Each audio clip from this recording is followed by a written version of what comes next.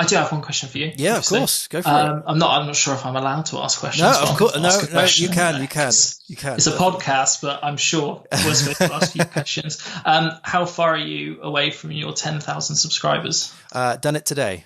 Did you? Yeah. Congratulations. About an hour and a half ago.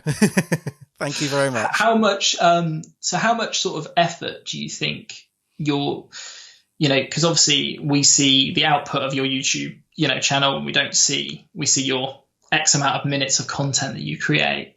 Is that something that, do you just have a passion for making videos, or is that one of your avenues for, like a commercial avenue for you, or is it just because you just really like making YouTube videos? Do you know what I mean? What's the sort of hidden work that goes into? Oh, there's a lot of hidden work. There's a tremendous amount of work that goes involved. Saturdays, weekends, and evenings and mornings are consumed by things being put on the queues, being encoded and uploaded. Yeah. Usually, most evenings there's something being pushed to some place. But I guess it goes back to the question of how did it all start and what's the motivation to continue, right? Yeah. So I started this out of complete accident.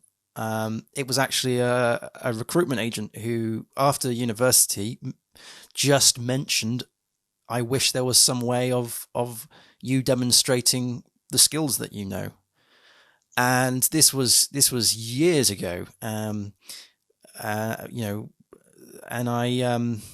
I just thought YouTube would be a great demonstration piece. I didn't even think I was teaching. I just did a YouTube video to promote me, and I don't know why, but I went into the whole education sort of mindset. Yeah. I left it for a while, and then came back to it, and there was lots of questions. And I just discovered the need for it, so I decided to continue it. I mean, there's so much work involved, and I think that getting to 1,000 subscribers was a lot harder than getting it to 10,000.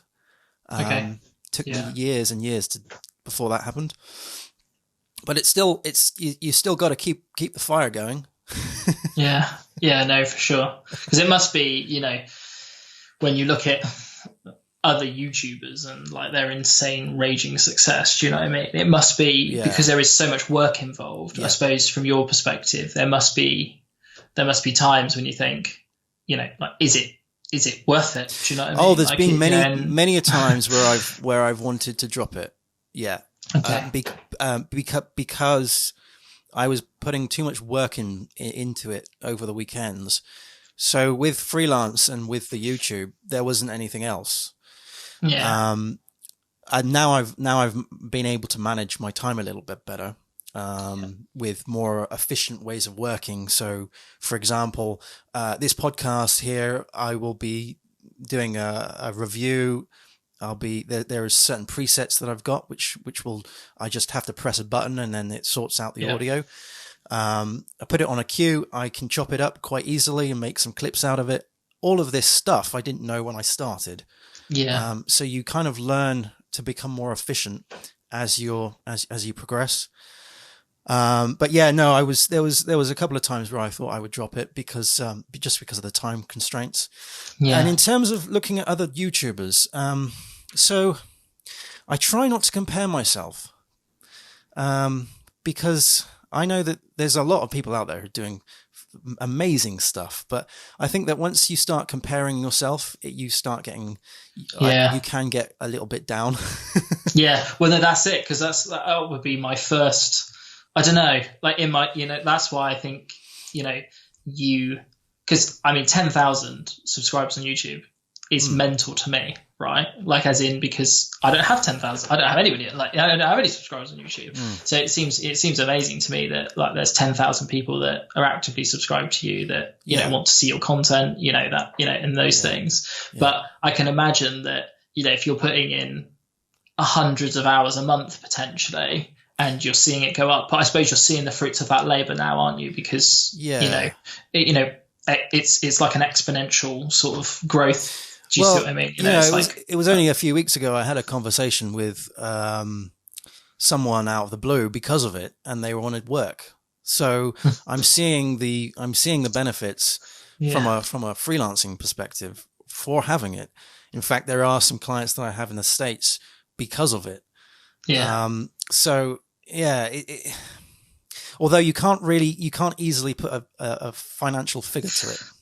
No, and I think that's a good point though that you make there. Is there's a lot of stuff that you do try to actively do to make like more money, right? You know, you can be a more efficient programmer, or and do a better job, but there are just some aspects which are just more like pot luck in effect, right? That one of your subscribers happens to be somebody that needs some work doing, and they know you exist because of your YouTube channel or your podcast, and those and that relationship is all about visibility, right? Like, because they wouldn't know about you at all, had they had not watched you on YouTube. So I think that's a really good.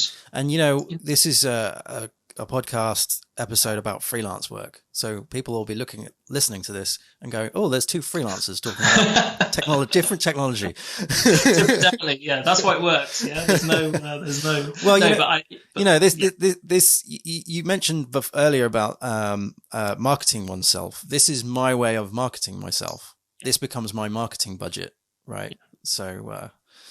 Yeah. And what's great is it's and like you say, you've invested the time, you've got your presets, like when we started this call, you're like, right, I'm going to do this, and then you're ready to go, right? Like, I assume that the first podcast took a lot longer to edit and, to get ready. Oh yeah, so. It definitely did. It's been a job to try and get the presets working without making the guests sound like they're in a toilet or some bathroom somewhere with the echoes. Yeah, I mean, eventually I would like to get someone in to do the editing for me. Because I just want to create the content. Yeah. But yeah. When that I'm sure it will happen. I think and that's the thing. Yeah, I mean, like you say, if you felt that the first 1,000 was, harder than, 1,000 to 10,000, and that just goes to show to put in the trajectory. To put in perspective, it took about 3 years to get the first 1,000. It took then probably last year we had about 4,500, just in 2019. So that's a big increase, isn't it?